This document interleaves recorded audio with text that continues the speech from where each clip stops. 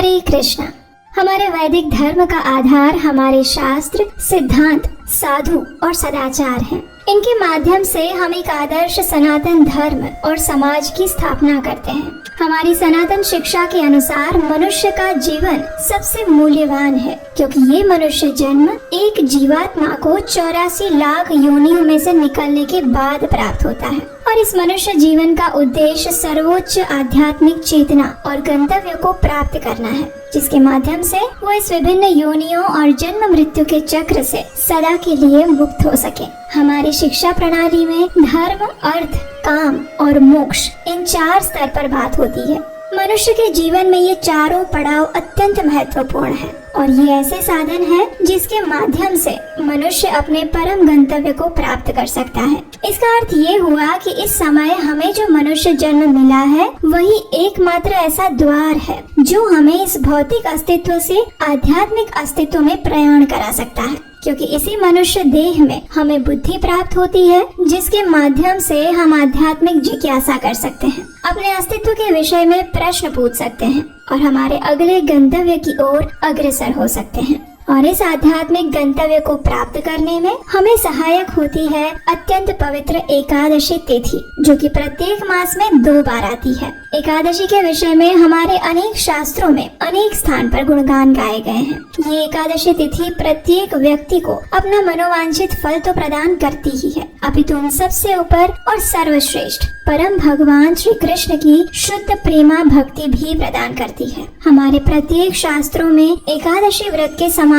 ना तो कोई अन्य व्रत की तुलना की गई और ना ही महात्म्य गाया गया है। एकादशी व्रत तपस्या के लिए बना है, अपनी चेतना को कृष्णमय बनाने के लिए बना है, स्वयं की सही पहचान ढूंढने को बना है और जीवन के परम उद्देश्य को प्राप्त करने हेतु जागृत होने के लिए बना है। यहाँ तक कि श्रीमती राधा रानी भी एकादशी तिथि की महिमा मंडन करने में संकोच नहीं करती है। हमारे सभी वैदिक शास्त्र और पुराण एकादशी तिथि की भूरी भूरी प्रशंसा एक स्वर में करते हैं, क्योंकि हो सकता है कि बाकी सभी व्रत, पर्व और त्योहार मनुष्य को हर प्रकार के सुख, समृद्धि और कीर्ति देने का वचन देते हो, लेकिन एकादशी इन सब से ऊपर है, क्योंकि वो इस नश्वर जगत में स्थायी सुख देने का वचन देती है। और ये स्थायी सुख है परम भगवान की शुद्ध प्रेमा भक्ति और इस जन्म मृत्यु के चक्र से सदा के लिए मुक्ति। भौतिक सुख सुविधाएं आपको इस जन्म में सुख दे सकती है, लेकिन मृत्यु के बाद जैसे ही शरीर छूटा, सारी धन संपत्ति भी छूट जाएगी। लेकिन एकमात्र भगवान की भक्ति ही है जो मनुष्य के शरीर को छोड़ने के बाद भी उसके साथ रहती है।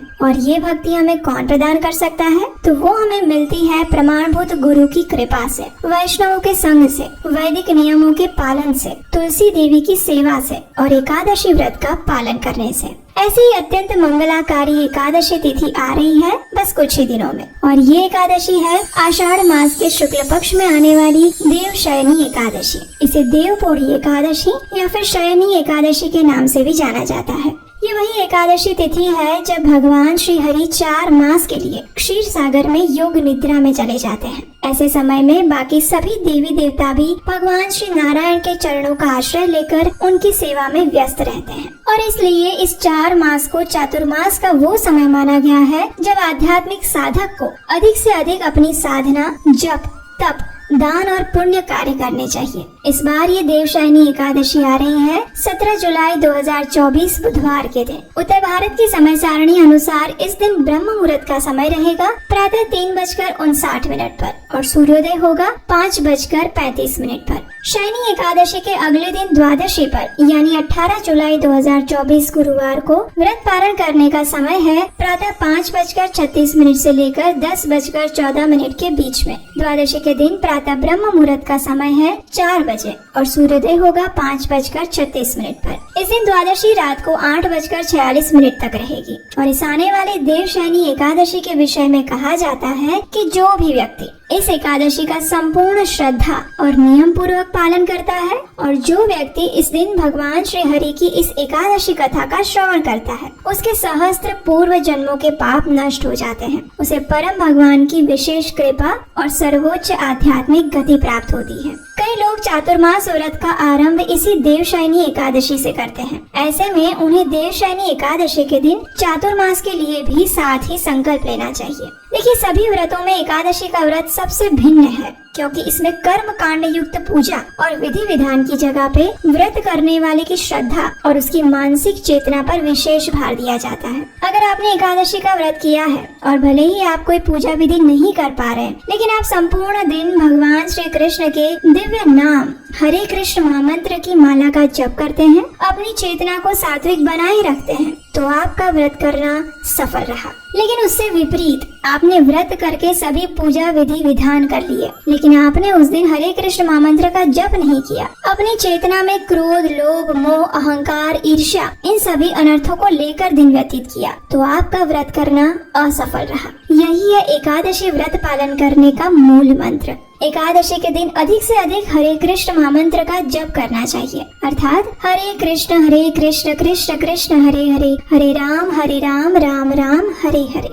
संपूर्ण दिन के दौरान उपवास का पालन करें। अपनी शारीरिक क्षमता अनुसार निर्जल जल के साथ, फल और दूध के साथ या फिर एकादशी प्रसाद लेकर भी व्रत कर सकते हैं, लेकिन किसी भी स्थिति में किसी भी प्रकार का अन्न भोजन नहीं लेना चाहिए, चाहे वो दाल, चावल, गेहूं, बाजरा, मकई या किसी भी चीज का हो या फिर किसी भी चीज से बना हुआ हो। यदि आवश्यकता लगे तो आप दूध, फल, एकादशी प्रसाद ले सकते हैं। संपूर्ण दिन में अधिक से अधिक हरे कृष्ण महामंत्र का जप करिए, किसी प्रमाणभूत वक्ता से हरि कथा का श्रवण करिए, प्रभुपाद जी के प्रवचन सुनिए और श्रीमद् भागवतम जैसे ग्रंथों का अध्ययन करिए। इस दिन तुलसी सेवा और गौ सेवा भी कर सकते हैं। एकादशी के दिन अनावश्यक बातों और व्यर्थ के कामों में अपना समय ना गवाएं। प्रयास करें कि टीवी, मोबाइल और भौतिक कार्यों से स्वयं को दूर रखें। जितनी आवश्यकता है उतना ही उसका उपयोग करें। किसी के साथ वाद विवाद में ना फंसे। क्रोध पर नियंत्रण रखें। असत्य वचन ना बोले। किसी की निंदा और ईर्ष्या भी ना करें। अगले दिन द्वादशी पर विधि पूर्वक इस एकादशी व्रत का पारण करें।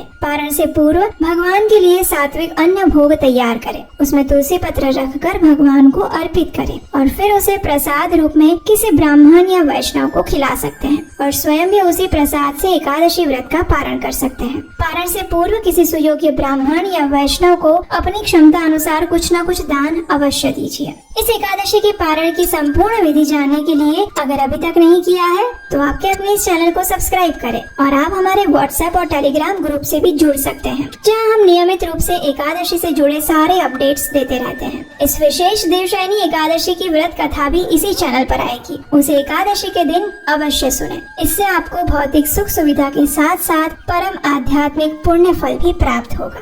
तो चलिए इस परम पावनी देवशयनी एकादशी का संपूर्ण श्रद्धा और निष्ठा से पालन करते हैं और अपने आध्यात्मिक जीवन की ओर प्रगति करते हैं। हरे कृष्णा।